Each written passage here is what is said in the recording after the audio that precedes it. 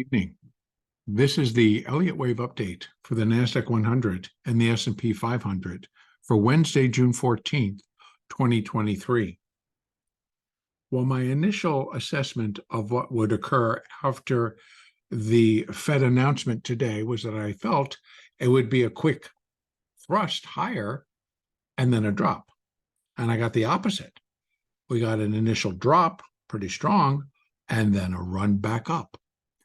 So I'm going to start here on the hourly chart in the NASDAQ and focus on where we are and what I believe is still yet to come.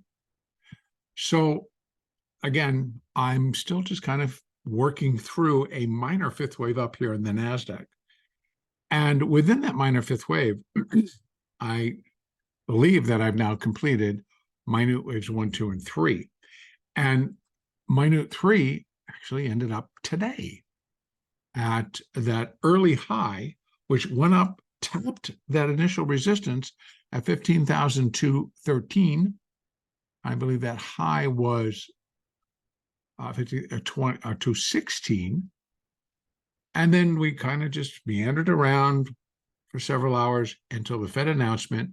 We did a quick plunge lower, and it did actually come in as an ABC.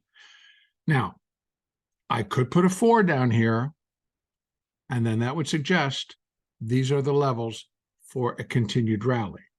But before I go over that, and before you can notice I did not put the 4 there, because we run the possibility that, again, on a much smaller time frame, that this wave 4 may not be complete.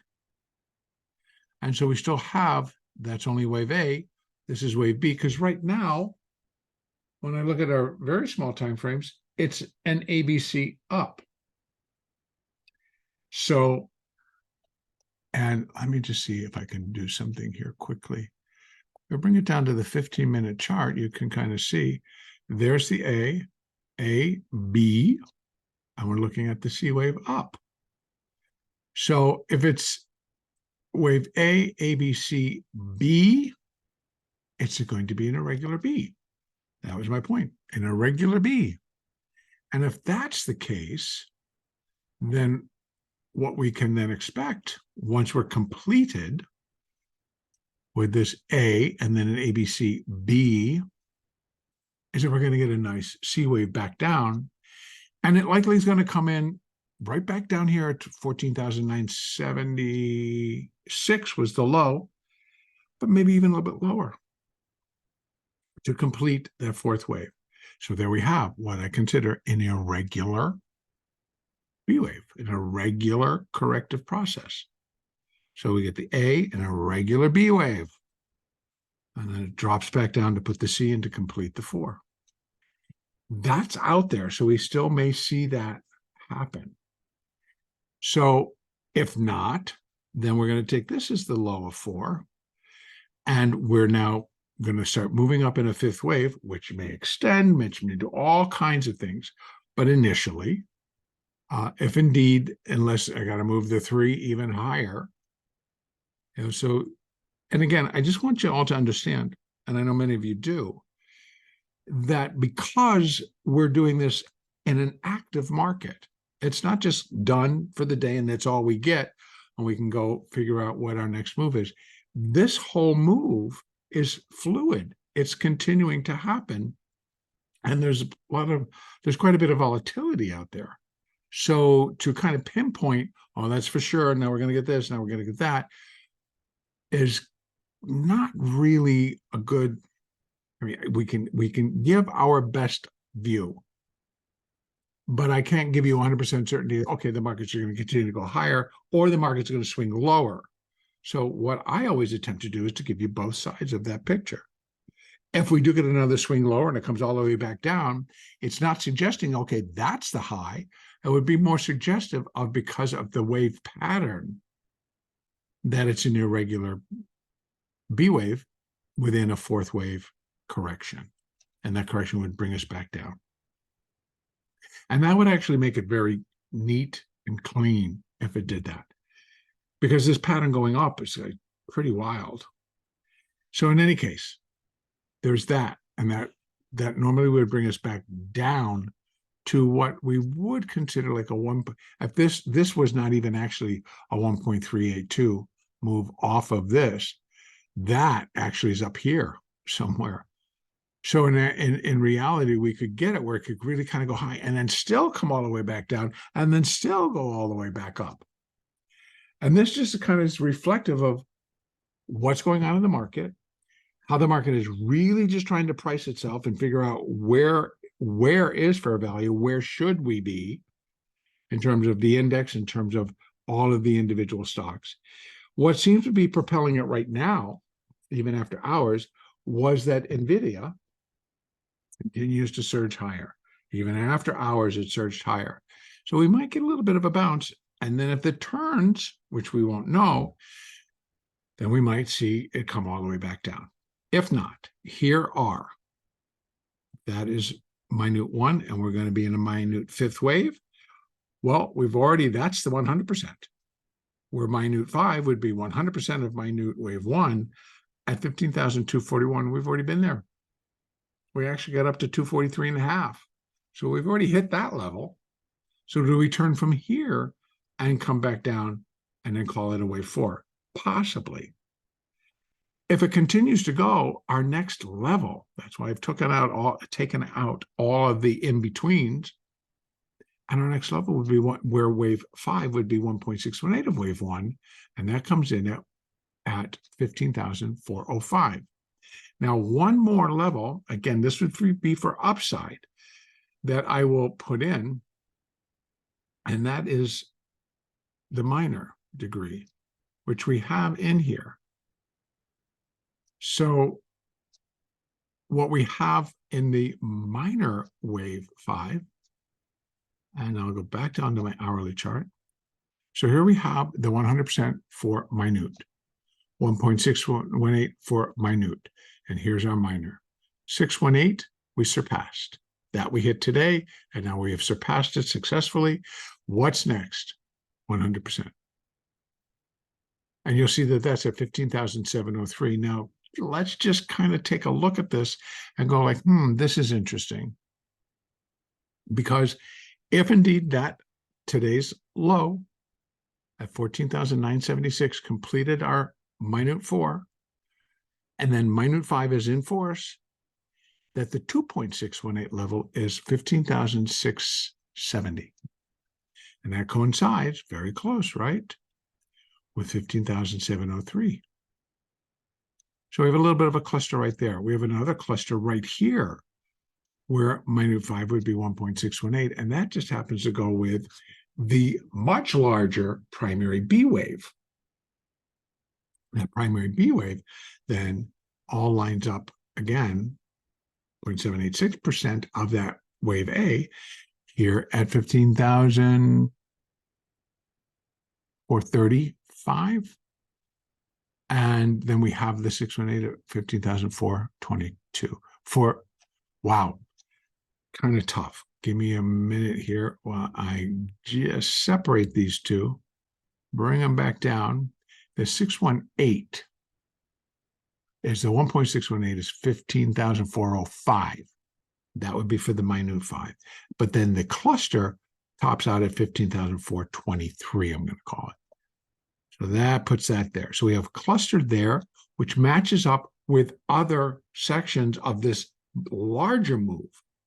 So we're looking for completion of the larger move. We're looking for completion of the minor degree, and we're looking for completion of the minute degree.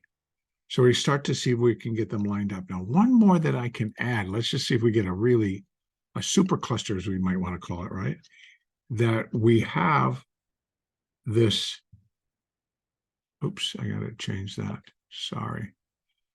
I'm going to go down. We're going to do extensions on this one too. They're going to be pretty high. We're going to do one for the C wave. Oh, dang it. And we're going to try that again, see if I can get this right. A wave to the B wave.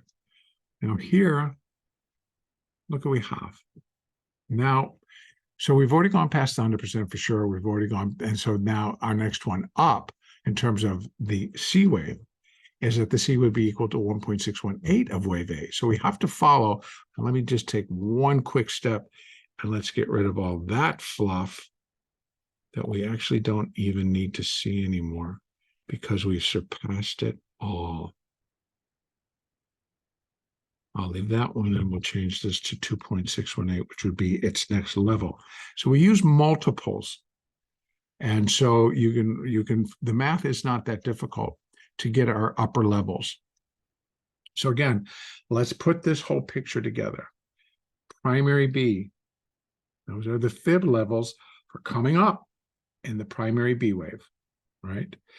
And then we have the intermediate C wave. So these are the levels for the intermediate C wave that now we've exceeded that 100%. What would be next on that fib ladder? 1.618, where wave C would be 1.618 of wave A. Not that uncommon. You know, first is equality, then we have 1.618. C waves are similar to third waves. They're long, they're strong, they're powerful. Now we're getting this is seeming pretty powerful. I think we all agree. So to believe that that might not happen is not true. Now, I do grant you that it took a while for this to ignite. But again, let me just rephrase. We are in a move in progress. And there are a lot of variations, a lot of things that you can include within it. But the only one that's going to tell me exactly is the market itself. And that's what the market is now doing. And as we surpass levels, we go to the next level. That then becomes possible. And it's not that I'm always looking for a top. I'm just tracking the market. The market's going to tell us when it tops and when it turns, and we'll notice it and we'll see it. But right now, we're still tracking the upside move. Okay, so to kind of bring this into a little bit tighter focus so we can see our numbers here. And let me just bring these out a little bit so we can all get a view. So here we have the primary B wave. And now we have a nice cluster there, still the same, where we have minor, and then we have minute. So we have a three cluster here on the minute level. And that's 15,401, 15,460, 423, and 15,465. So that's a cluster that covers a nice little bit of ground right there. If that all gets exceeded, which, you know, pretty much we're exceeding all these down here, so then we'd have to start looking where we're going to exceed them here. Brings us into our next cluster, which is 15,670. Which is minute wave 5 being 2.618 of minute wave 1. Is that correct? Yes, I'm now I can't even tell anymore. And then I think the minor would be 100% at 15,703, because they're so getting close together. So there's the minute. There is the minor, excuse me, but it's a cluster, and it goes from 15,662 to 15,703, and actually up here, up top, here's the C wave. So we have 15,787, I'm going to call it 780, 790, right, all in that hood. So we have a larger cluster right here. Decent here, these are being exceeded. So these become the next higher probable levels for the market to move up to. And that's basically, if we start exceeding all these, I'm going to drop this back down to that hourly chart, then this count is likely going to expand yet again. And it truly could. The third wave, because we're not getting big enough pullbacks to consider a minor degree pullback. But these third waves are subdividing and then subdividing and then subdividing. So the entire move is going to take a lot longer to finish. Now, we still have a lot of input because you have to remember that's like what also goes into this, folks, is there's a lot of things coming off on Friday. Friday is the, I believe it's a quad expiration. So we have options expiring within all of the component stocks in this index, and in the S&P, and in the Dow, and in the Russell. We have futures options that are expiring. We have ETF options that are expiring. We have, in the bond market, we have options that expire, monthlies. So we have a lot of things coming off. But just within the equity markets, there's a lot that's going to be position-wise that becomes complete. They expire. So there's going to be that play between tomorrow and Friday of getting into wherever they want these markets to put in their expirations. So it could be a wild ride, and we could get some very seriously strong moves. Because I think as we start to really push higher, even in the equity markets, even within the individual stocks, the resistance levels, or just where sellers will start stepping away. So it'll be left up to a lot of like the option traders who need to sell or need to buy. They'll be making the bids and the offers, and so they'll be trading basically with each other, because a lot of other traders are like, well, I'm not going to sell it here unless they can have something to hedge it with or do something against it. So we start to get a little bit quicker moving in one direction, because there's the liquidity starts to kind of dry up. Now, so we have these levels. Everything still remains in line for the markets to continue to move higher. If we get a big enough pullback going here, then we can shift counts. But otherwise, it's still just subdividing within the wave patterns that it's in. Over in the S&P, it is also crazy. So again, I've moved it up. And you can see subdivides, triangles, get all the way up there in a diagonal type move. And I believe up here at that high, which is 44.39.50, it really just completed my new 3. Now, I'll just tell you, when we take a look at this, even on the 4-hour chart, should this be minor 3? Pretty big if it was. Very, very big if it was. There's one other interpretation that can kind of go in with this. That, and this is coming via somebody else, I'm not really using it, because I don't, it's remember, we're in an ABC, which is the primary B wave. That could be wave A, and the B wave could be a triangle, be A, B, C, D. It doesn't really wedge except right at the very end. So I'm not really, because it accelerated. It broke out of it and it accelerated, but not until here. So this is where our acceleration started. And so I'm tending to hang out with that, this the A and the B, and that we're in the C wave, and it's 1, 2, 3. 3 is not the shortest wave. 1 is, 5 is the extended wave, the massively extended wave.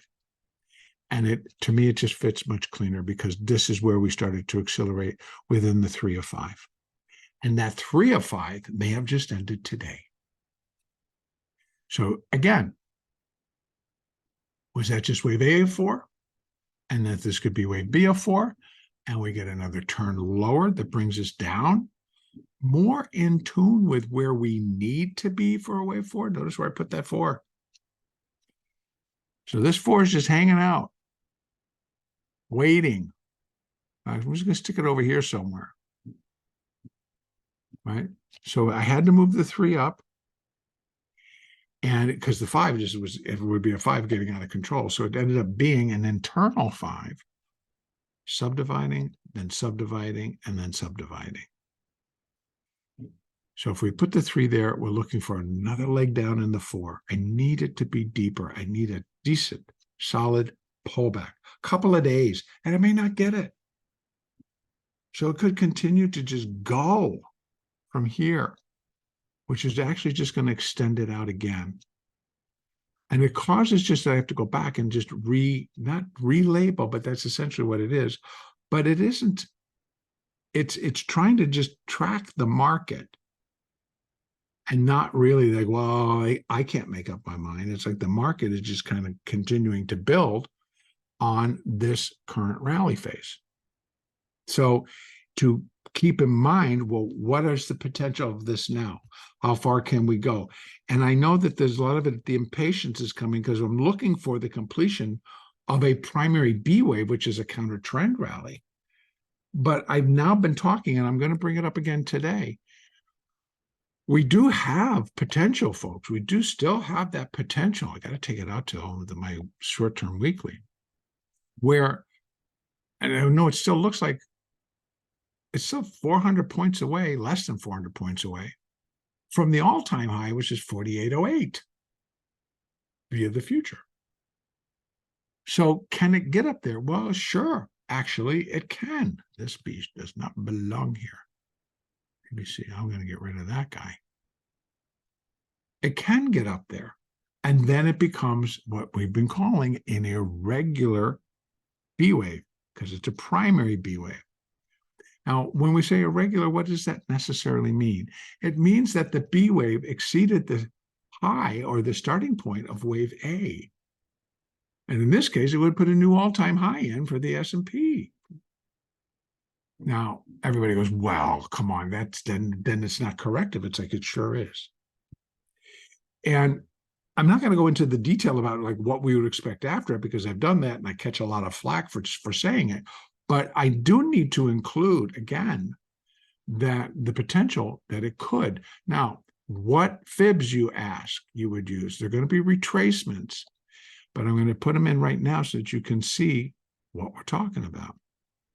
First one would be 1.236, right? Second one is 1.382. Those are the two that we use that actually Elliott gave us when we have an irregular move, that it often is going to come in at a 1.236 or 1.382. Well, here they are, right there. So we have 5,100 to 5,300. Now, I mean, whoa, it's a bull market. Okay, whatever you want to call it, that's fine.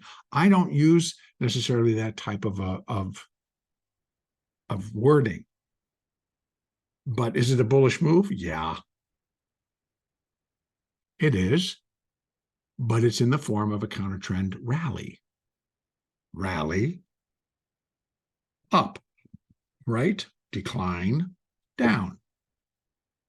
So I guess it's a matter of semantics, but in any case, I am including it again tonight. I'm going to take them off because it's not a given. It's just out there. It's a possibility. And we would be looking to increase that as the market would continue to give us reason to. I'm going to bring it all the way back down now to my hourly chart, because I've got this in to show if we get that another leg down. Then I can put the 4 there. Then I can start connecting minute 1 to minute 4 so we can get that fifth wave in. But outside of that, I basically have taken all of the others down. If we continue to move higher, I can start by putting in, got to get these set up right. Sorry. We're going to put that C wave back in, the fibs for the C wave. And there's the A, and here's the B. And so we have 100% at 45.52. That would be next. That's next up. All right. We've surpassed 786. That was at 44.10. We've actually got up to 44.39 as we discussed today. And so I'm going to take off this. Those are for the downside. And you can see we pretty much were looking for something maybe to get back down to 43.50, maybe a little bit lower, right? Because that's where the 50 is on the 4-hour chart. What else can I hook up? We can hook up our fibs for minor 5 as it relates here. Now I'm going to go back over here and I'm going to start editing out all the stuff I don't need right now. All these have been exceeded. I'll leave the 100. 1.618 I'll leave there. And I'm going to add 2.618 because those are the numbers that's what's left. The intensity of the move. And so now we have those. So you can see. So we have, if we continue to go up, minor wave 5, which is what we're in, and it's been glorious. It's been a great move. It's been a solid move up. And we are opening up a little bit. And the NASDAQ, I figured it would continue, but it's not going crazy right now. It's not going crazy. In any case, what we have next up is 4481 in terms of minor wave 5, right? Then we have wave C, intermediate wave C is 100% of wave A at 4552. Now, minor wave 5 comes in at 47. I'm going to call it 4700 something, 4700. We're going to put it there right above. I am not completing because I'm still kind of looking for this fourth wave to kind of come in here a little bit. We'll see.